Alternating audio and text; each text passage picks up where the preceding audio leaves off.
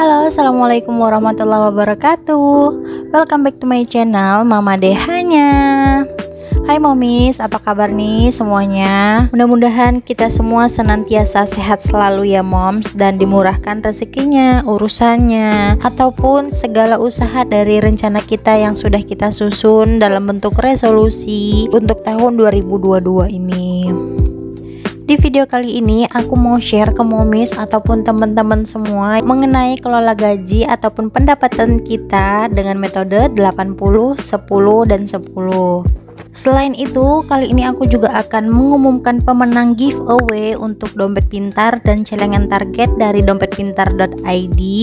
Jadi tonton terus ya moms, jangan di skip karena mungkin bisa saja aku mengumumkannya itu di pertengahan video ataupun di akhir video atau di menit-menit awal ini. Jadi stay tune.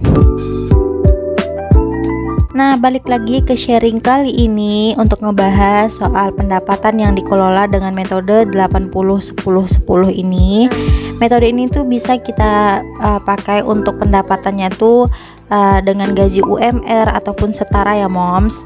Jadi sebelumnya tuh aku pernah share di reels Instagram aku Maya Astuti soal kelola pendapatan dengan metode 80 10 10 ini. Ternyata banyak yang komen dan respon soal kelola pendapatan 80 10 10 itu. Cuman kan kalau di reels itu hanya video singkat yang nggak bisa dijelaskan atau dijabarkan satu-satu. Makanya di YouTube ini aku bikin studi case-nya gitu ya moms.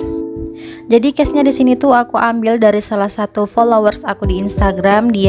Beliau minta untuk dibikinkan budget request gitu untuk pendapatan 1.500.000, dan beliau itu juga masih single, masih anak kuliahan gitu moms.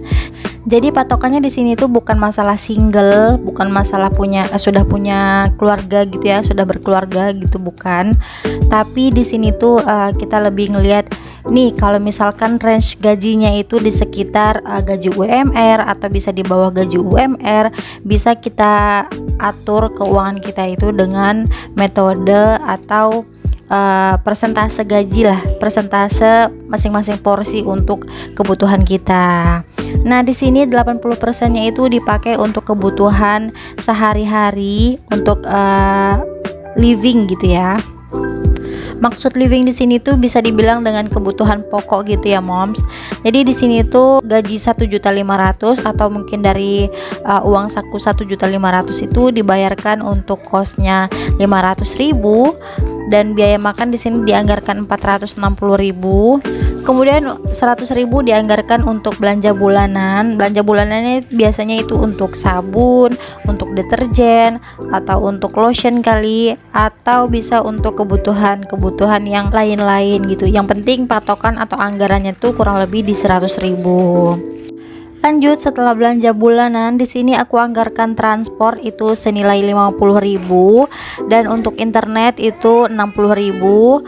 Banyak yang tanya 60.000 itu internet bisa nggak sih? Bisa mom, insya Allah. Karena aku cuma punya satu kartu rekomendasi aku dari dulu sampai sekarang, yaitu Smartfren. Dia itu menyediakan kuota yang dari nilai 30.000 pun juga sudah ada.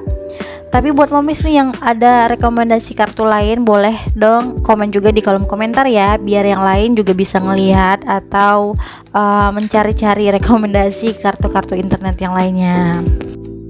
Kemudian untuk galon 20.000 kalau misalkan memang harus membeli galon sendiri, dan untuk sedekah nilainya 10.000. Jadi untuk totalnya itu adalah di 1.200.000, berarti itu 80% dari pendapatan atau dari penghasilan gitu ya moms. Sekiranya nih kita tuh bisa rumahnya tuh deket dengan tempat kerja atau di tempat kuliah, itu bahkan bisa lebih murah lagi untuk ongkos transportasinya. Kalau bisa jalan kaki, jadi nanti untuk biaya transportasi ini bisa ditambahkan lagi untuk alokasi untuk dana makan maksudnya. Satu lagi, kalau misalkan nggak ada nih dana galon atau sudah disediakan, ini juga bisa nanti ditambahkan ke alokasi biaya makan. Setelah 80% kebutuhan terpenuhi, sisanya 10% lagi untuk tabungan dan 10% lagi untuk keinginan. Nah, untuk 10% tabungan ini bisa dialokasikan untuk 100 ribunya dana darurat dan 50 ribunya untuk tujuan lain. Tujuan lain ini bisa juga dijadikan untuk sinking fund, bisa itu untuk sinking fund misalkan mudik ya, kalau misalkan libur kerja, atau mungkin sinking fund untuk beli baju atau yang lain-lainnya lah. Nah, yang terakhir 10%-nya itu bisa dipakai untuk keinginan. Keinginan itu bisa apa saja gitu ya, untuk ngebantu untuk mengembangkan diri, baik itu untuk hiburan, untuk sosial, atau untuk hobi gitu ya. Jadi di sini tuh 10% dibudgetkan untuk keinginan. Contohnya di sini aku cuma tulis seperti belanja, jalan-jalan, hangout gitu ya. Kalau misalkan masih muda tuh kan pasti punya jiwa self developmentnya itu paling tinggi ya Mom ya. Jadi ini tuh merupakan salah satu contoh sederhana gitu ya, bagaimana cara kelola gaji dengan metode 80 10 10 dengan kondisinya itu memang masih single. Jadi ini buat kita yang punya budget atau pendapatan yang hampir sama dengan seperti ini, atau patokannya itu pendapatan kita tuh UMR atau di bawahnya, bisa menggunakan metode 80 10 10. 80%-nya itu kita tulis semua kebutuhan sehari-hari yang selalu digunakan, yang selalu dikeluarkan gitu ya, seperti yang tadi ya, biaya makan, untuk minum, untuk gas kalau misalkan masak di rumah ya, atau untuk belanja bulanan, belanja sayuran kayak gitu. Jadi semuanya ditotalkan sampai 80%. Nah, sisanya 10% itu dijadikan tabungan, bisa itu tabungan pendidikan untuk anak-anak, bisa untuk dana darurat. Kalau bisa diusahakan memang selalu ada dana darurat, karena kita kan nggak tahu ya kedepannya gimana dengan keuangan. Jadi dengan dana darurat insya Allah bisa mengcover atau menambah-nambahkan lah sisa kekurangan kita untuk di bulan-bulan yang akan mendatang, seperti itu. Kalau ada pertanyaan atau terbesit gitu di hati Momis, loh memang cukup segitu gajinya untuk kebutuhan sehari-hari, memang bisa mencukupinya gitu?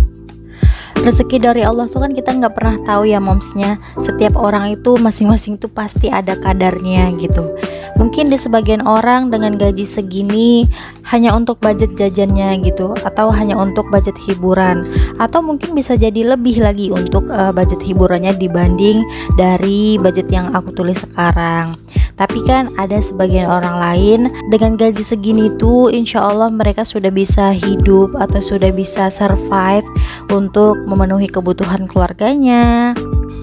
Jadi di sini tuh sedikit ditekankan lagi, yang dilihat itu bukan nominalnya, bukan seberapa besar gaji atau pendapatan seseorang itu, cuman coba kita lihat bagaimana cara mengalokasikannya, bagaimana cara memposisikan uangnya itu sendiri.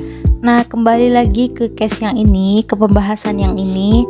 Untuk budget 1.500.000 dengan kondisi atau keadaannya itu masih single.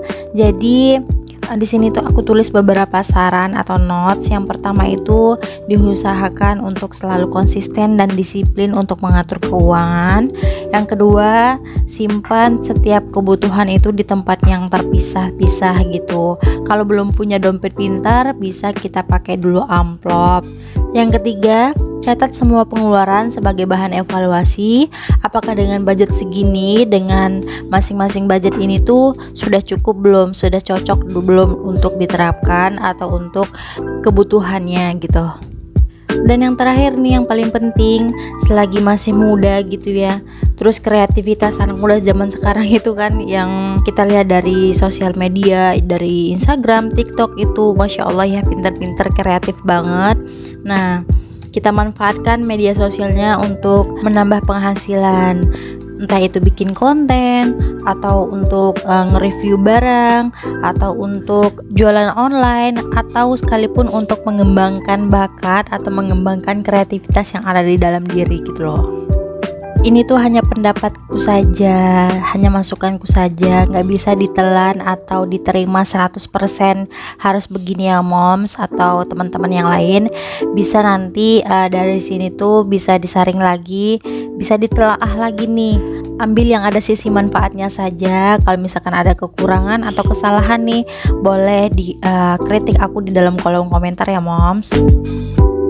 Oke, saatnya aku ngumumin pemenang giveaway kali ini.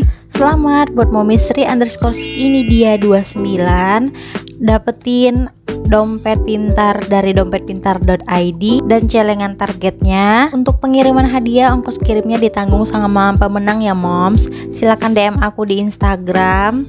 Dan buat momis nih yang belum menang, jangan menyerah ya, jangan kecewa. Ingat aja rezeki itu sudah ada yang ngatur, sudah ada kadarnya masing-masing. Sampai ketemu di giveaway selanjutnya. Semoga video ini juga bermanfaat ya moms. Bye, assalamualaikum.